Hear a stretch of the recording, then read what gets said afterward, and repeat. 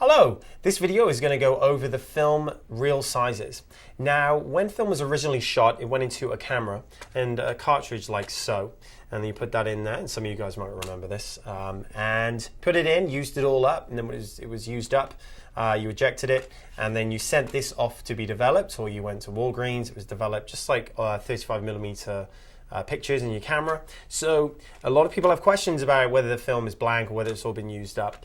And if you've got film, it's all going to be used. Unless you left the lens cap on, you had to use all of it up before the camera would eject it and be safe to take it out. So if you've got any hard black cartridges like this, then and the film is brown like so, it needs to be developed. Now, if you look on it and it doesn't say exposed on this area here, this has never been used. It's just a blank cartridge. If it does say exposed, then it has been used. There are two places in the country basically that you can send your film off to be developed. It's around about $30 to $35 a roll, and it's called Rocky Mountain Film Lab, is a place in Colorado that we recommend.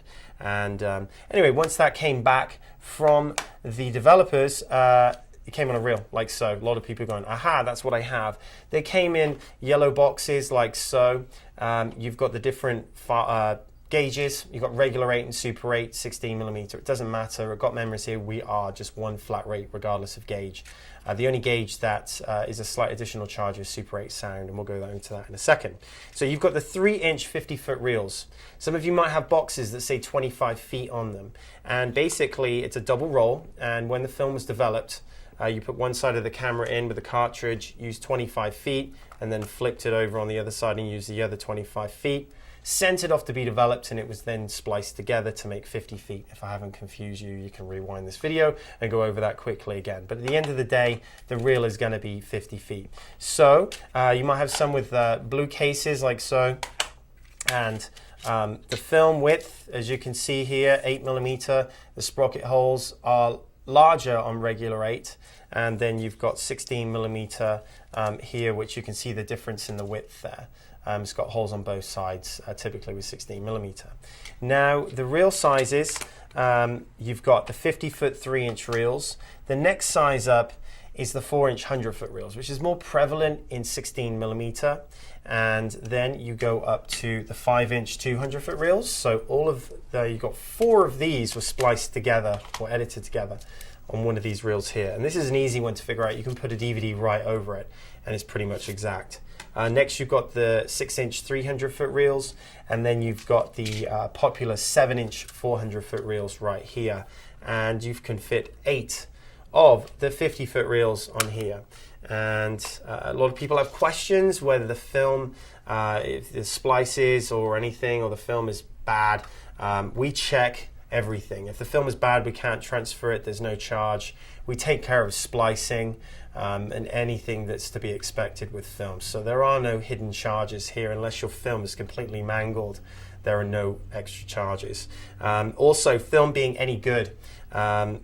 This right here is about 60-year-old film. If you've got like a nice clean sheen to it, it's all symmetrical on the circle, it's healthy. If film is going bad, you smell it, and it smells of vinegar, there's a little bit of an issue there, but still not the end of the world. If it is all kind of wavy on the outside and you get the film and you bend it back and it snaps in your hand, all the film is like curled in like a U shape, like so, then you've got some issues there. We always say bring it in, send it in, and we do our best to retrieve the old film, even if it is in bad shape.